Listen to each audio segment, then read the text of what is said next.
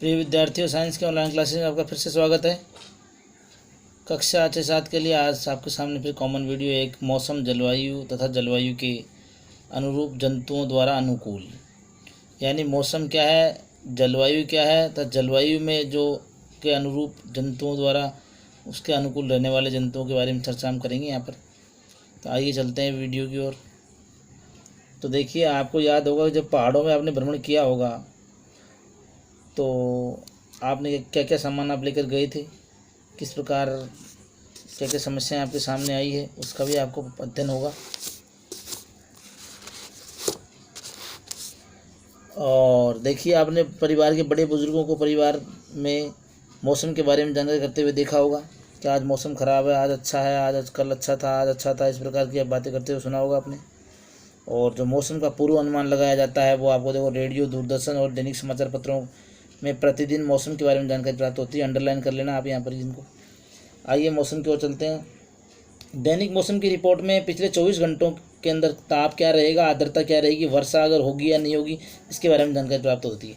इसके बारे में हमारे हमारे जो वैज्ञानिक हैं वो पूर्व अनुमान लगा लेते हैं। उसके बारे में हमें दूसरे दिन बताया जाता है, भाई आज कल का मौसम इस प्रकार रहेगा, ऐसे रहेगा, दिन भर नमी बनी रहेगी, वर्षा की मात्रा होगी, वर्षा के साथ थोड़े बहुत छींटे पड़ेंगे, ऐसे इस प्रकार की मतलब आपको मौसम की जानकारी पहले प्राप्त हो जाती है।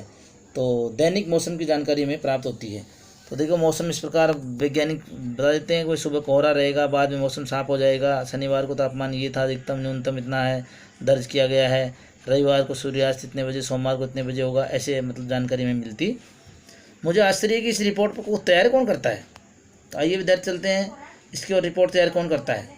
तो मौसम विभाग की रिपोर्ट जो तैयार भारतीय मौसम विभाग द्वारा की जाती है। तो अंडरलाइन कर लेना आप यहाँ पर इसको। भारतीय मौसम विभाग जो है ना, उसके द्वारा ये मौसम की जानकारी प्राप्त की जाती है। मौसम कैसा रहेगा, मौसम के बारे में पूर्वानुमान लगाया जाता है, उसके आंकड़े इकट्ठे किए जाते हैं। तो आपने देखा होगा समाचार पत्र के माध्यम से आप पिछले सप्ताह के आंकड़े इकट्ठे कर सकते हैं, उनकी रिपोर्ट बना सकते हैं, उनकी आप एक सारणी बनाकर तैयार कर सकते हैं। तो बना करके आपको ये मालूम चल जाएगा भाई आपको 20 तारीख को मौसम ये रहा, 21 को, 22 को, 23 को, इसका ये सारणी दी हुई देखो। दिनांक है आपकी आज की, कल की, 7 दिन पहले की डाल करके आप डेली के लिख सकते हो। अधिकतम तापमान कितना है, न्यूनतम कितना है, न्यूनतम आर्द्रता कितनी है, अधिकतम आर्द्रता कितनी है, वर्षा कितनी मिलीमीटर हुई है या नहीं हुई है। इस प्रकार की आप टेबल बना करके अपने 7 दिन के मौसम के बारे में जानकारी प्राप्त कर सकते हैं। वर्षा को वर्षामापी नामक यंत्र से मापा जाता है। यह मूल रूप से एक मापक सिलेंडर होता है जिसके ऊपर वर्षा जल को एकत्रित करने के लिए एक कीप लगी रहती है। वर्षा की रिपोर्ट प्रतिदिन नहीं लिखी जाती है क्योंकि प्रतिदिन वर्षा नहीं होती है। यदि आंकड़े उपलब्ध न हो तो वर्षा के स्थान पर क्या करते हैं हम, वर्षा के स्थान को रिक्त छोड़ देते हैं। जैसे मान लो वर्षा नहीं हुई यहाँ वर्षा कोई इस कॉलम में कोई वर्षा के आंकड़े नहीं है तो उसको हम खाली छोड़ देंगे। दूसरे दिन नहीं हुई तो खाली छोड़ देंगे, तीसरे दिन हुई तो लिख लेंगे कितने mm वर्षा हुई है। उसका पूर्वानुमान हमें दूरदर्शन के माध्यम से, आकाशवाणी के माध्यम से हमें ज्ञात हो जाता है। तो देखिए विद्यार्थियों, यहाँ पे आगे चलते हैं वीडियो में। तो मौसम के बारे में देखो, यहाँ पर चल रही थी बातें। तो देखो, किसी स्थान पर तापमान, आर्द्रता, वायु, वर्षा, वायु वेग आदि के संदर्भ में वायुमंडल की प्रतिदिन की जो परिस्थिति है उसके स्थान पर मौसम, वो उसका स्थान जो है का मौसम कहलाता है। और तापमान, आर्द्रता और अन्य जो कारक हैं उसके मौसम के घटक कहलाते हैं। मौसम के घटक कौन से प्रश्न बनता है यहाँ पर, तापमान, आर्द्रता और अन्य कारक। और मौसम क्या कहलाता है, मौसम किसे कहते हैं, इस प्रकार का हमने यहाँ पालन किया। सुबह के समय जब देखो सुबह के समय धूप निकलती है, लेकिन आपने देखा होगा अचानक कुछ समय बाद बादल आ जाते हैं, तेज़ वर्षा होने लग जाती है, तेज़ वर्षा अचानक बंद हो जाती है और फिर चटक धूप निकल आती है। इस प्रकार के परिवर्तन होते रहते हैं। ये सब मौसमी परिवर्तन है, मौसम की जटिल परिघटनाएँ हैं। तो देखो, यहाँ पर एक ग्राफ दिया हुआ, चित्र दिया हुआ है। यहाँ पर देखो मौसम की जानकारी के बारे में यहाँ पर दिया हुआ है।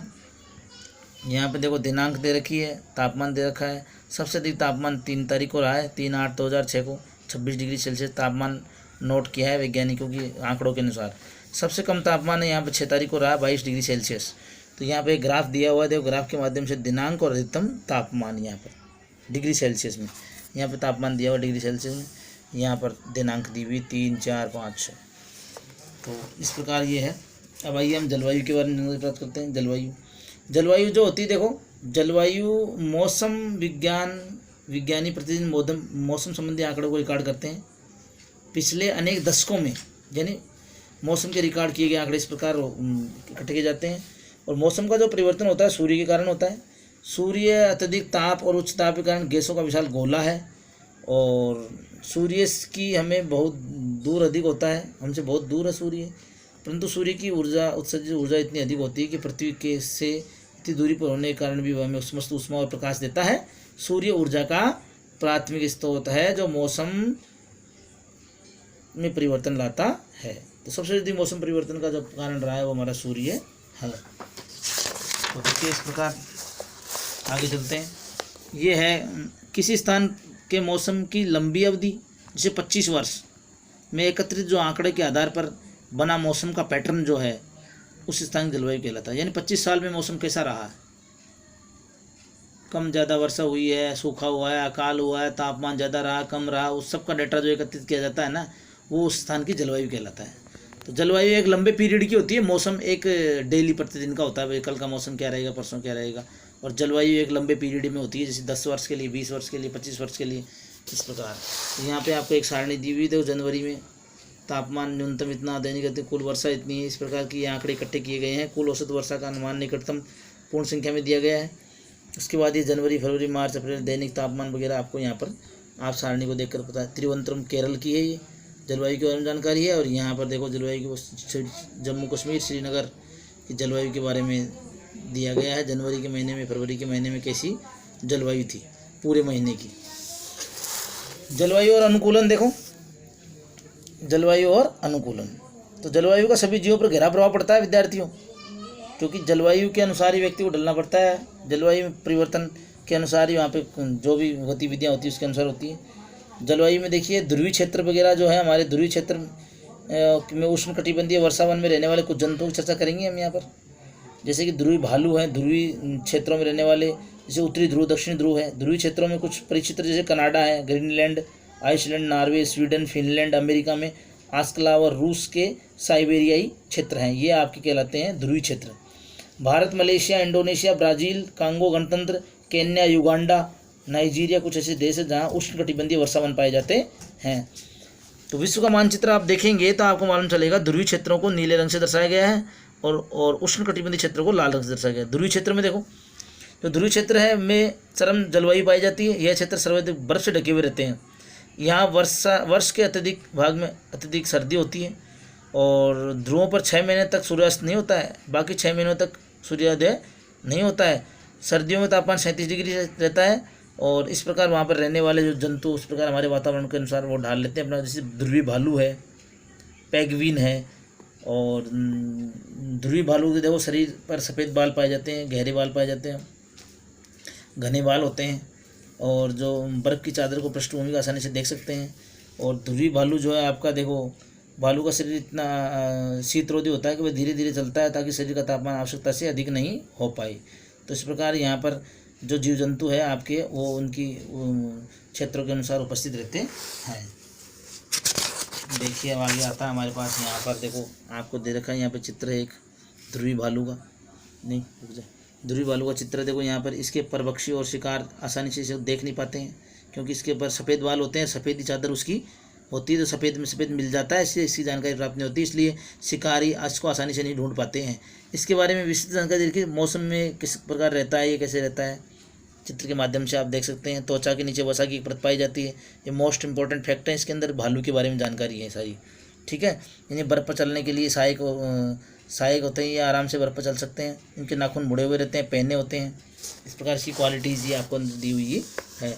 पेंगुइन को देखो आप, देखो ये रहा पेंगुइन, चित्र यहाँ पर दे रखा है पेंगुइन का, ये भी आपका उसी क्षेत्र में पाया जाता है। तो ध्रुवीय क्षेत्र में देखो उस प्रकार के जंतु, जीव जंतु भी पाए जाते हैं। और ध्रुवीय क्षेत्र में पाए जाने वाले जंतुओं के बारे में देखो अनेक प्रकार की, ये पहली पूछ रही है, मछलियाँ, तितलियाँ प्रवास के लिए रहने वाले किस प्रकार प्रवास करती है। तो देखो अनेक प्रकार के जंतु हैं, मछलियाँ हैं, कस्तूरी मृग है, रेड नियर, लोमड़ी, सैल, व्हेल, अनेक प्रकार के पक्षी जो है रहते हैं। नोट कीजिए, मछली ठंडे जल में लंबे समय तक रह सकती है। पक्षियों को जीवित रहने के लिए शरीर को गर्म रखना आवश्यक होता है। अपेक्षाकृत गर्म स्थानों पर प्रवास के लिए चले जाते हैं। जैसे मान लो पक्षी जहाँ ठंडे क्षेत्रों में जहाँ सर्दी ज़्यादा पड़ती है तो वहाँ से पलायन कर जाते हैं, दूसरे क्षेत्रों में वातावरण अनुकूली वातावरण में वो चले जाते हैं, उसे कहते हैं प्रवासी पक्षी, ठीक है। तो ये प्रवासी पक्षी है। जैसे मान लो यहाँ पर आपको चित्र दिया हुआ, देखो ये देखो ये पक्षी हैं। प्रवासी पक्षी अपने आवास तथा उड़ान में, जैसे मान लो सर्दी ज़्यादा पड़ती है दूसरे स्थान पर चले जाते हैं, और अनुकूल वातावरण होने पर पुनः अपने स्थान पर आ जाते हैं। अब देखिए उष्णकटिबंधीय वर्षावन।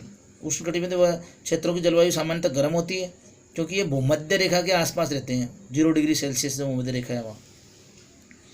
तो यहाँ पे देखो आप ब्लॉक, इसमें कोष्टक में कुछ दिया, कुछ प्रवासी पक्षी अपने आवास की चरम जलवायु परिस्थितियों में बचने के लिए 15,000 किलोमीटर तक की यात्रा करते हैं, जहाँ वायु प्रवाह उड़ान के लिए सहायक होता है।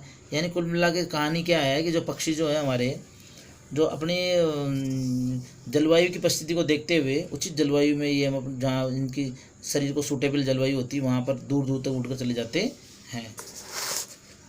इस प्रकार है ये।